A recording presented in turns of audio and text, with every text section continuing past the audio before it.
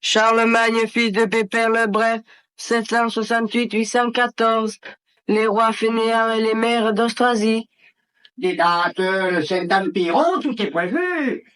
Je parle à des gens qui font semblant de m'écouter, semblant de me regarder. Je suis là, vous me voyez? Des dates, le Saint-Empire, tout est prévu. Est-ce que la porte est ouverte?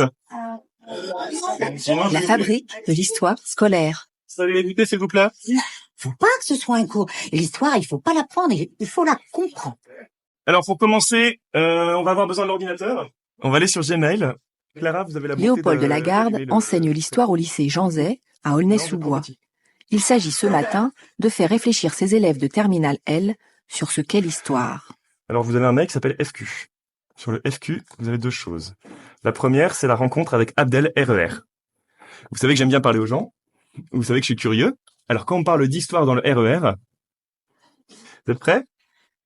Tous les ancêtres, ça ne peut nous conduire que vers une certaine vérité qui est la vérité absolue. C'est-à-dire qu'il n'y a pas de mensonge qui accompagne l'histoire de notre existence. Ça veut dire que s'il y a des mensonges, ça veut dire que ça a été un peu inventé. Mais je pense que vous mélangez deux choses.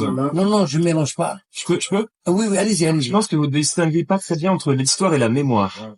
La mémoire, c'est ce que vous pensez, mais c'est aussi ce que vous portez. Non. Moi, je pense que l'histoire, c'est ce que nous partageons en faisant conjuguer à l'ensemble. On conjugue au pluriel. Non, moi, je pense que ça, c'est la mémoire, justement. Maintenant, je vous propose, puisqu'on a France Culture avec nous, d'écouter une émission de Manuel Laurentin de cet été, qui date du 3 août. Présentation du témoin. Je n'écris pas ici mes souvenirs. Les petites aventures personnelles d'un soldat parmi beaucoup importent en ce moment assez peu, et nous avons d'autres soucis que de rechercher le chatouillement du pittoresque ou de l'humour. Mais un témoin a besoin d'un état civil. Avant même de faire le point de ce que j'ai pu voir, il convient de dire avec quels yeux je l'ai vu. Écrire et enseigner l'histoire télé depuis tantôt 34 ans mon métier. Il m'a amené à feuilleter beaucoup de documents d'âge divers pour y faire de mon mieux le tri du vrai et du faux. À beaucoup regarder et observer aussi, car j'ai toujours pensé qu'un historien a pour premier devoir, comme disait mon maître Pirenne, de s'intéresser à la vie. Alors, si on compare les dires de Abdelkader et de Marc Bloch, lu par Emmanuel Laurentin, est-ce qu'il y a quelques idées qui vous viennent en tête pour définir l'histoire? Vous vous rappelez du questionnaire de début d'année que je vous ai donné? Néder, qu'est-ce qui vous vient en tête? C'est quoi l'histoire? Qu'est-ce que l'histoire selon vous? C'est l'utilité de comprendre comment et pourquoi nous sommes arrivés à notre société. J'arrive pas à lire. Et aussi de ne pas faire les mêmes erreurs que nos prédécesseurs. C'est très bien, faites pas cette tête, Néder, c'est bien. Cyrine. Qu'est-ce que l'histoire selon vous? Des faits passés racontés par le prof. À quoi sert-elle? Je sais pas trop. Non mais attendez, on va y venir. Enfin, faut vraiment partir de la base. L'histoire, c'est étudier des épisodes marquants de l'histoire française, mais aussi mondiale. Ah, vous voyez, on change déjà d'échelle. Française, mondiale, les faits passés, mais dans le monde. À quoi sert-elle? Mieux comprendre l'évolution de la société. Ça, c'était Mélanie. Marine. Comprendre l'histoire passée pour pouvoir comprendre le monde d'aujourd'hui. Ouais.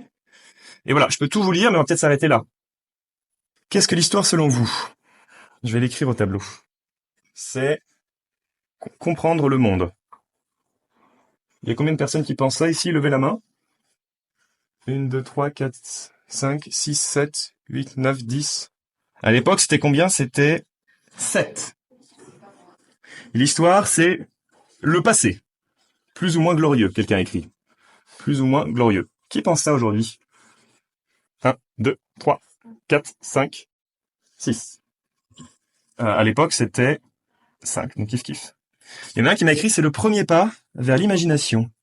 On ne citera pas William, mais c'était bien.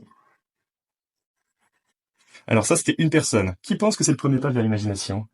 William, vous êtes fidèle à vos convictions, ça fait plaisir. Le passé qui nous construit, ça c'est extrêmement révélateur, et c'est aussi ce que disait Abdelkader, si vous avez bien noté. Le passé qui nous construit. Qui pense ça? 1, 2, 3, 4, 5, 6, 7, 8, 9, 10, 11, 12, 13, 14, 15.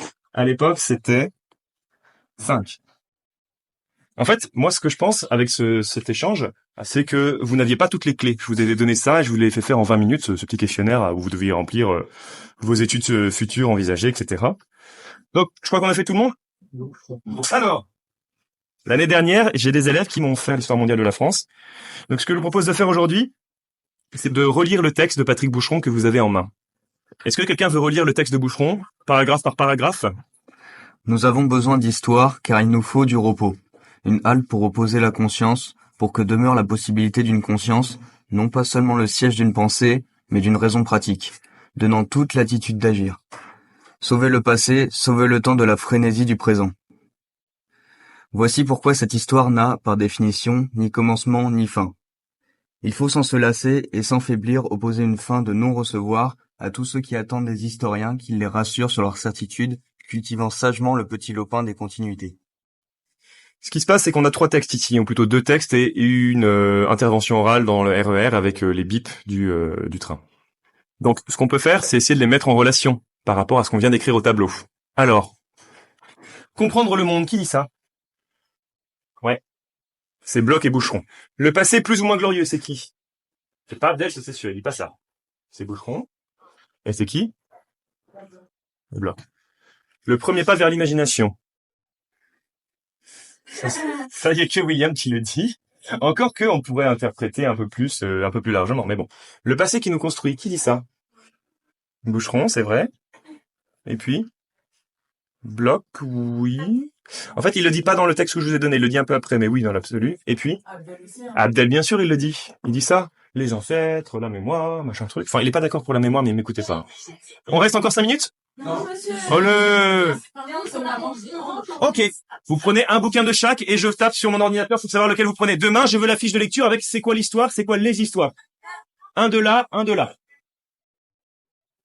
Non. Non, mademoiselle. Écoutez-moi bien. Écoutez-moi bien. Écoutez-moi bien.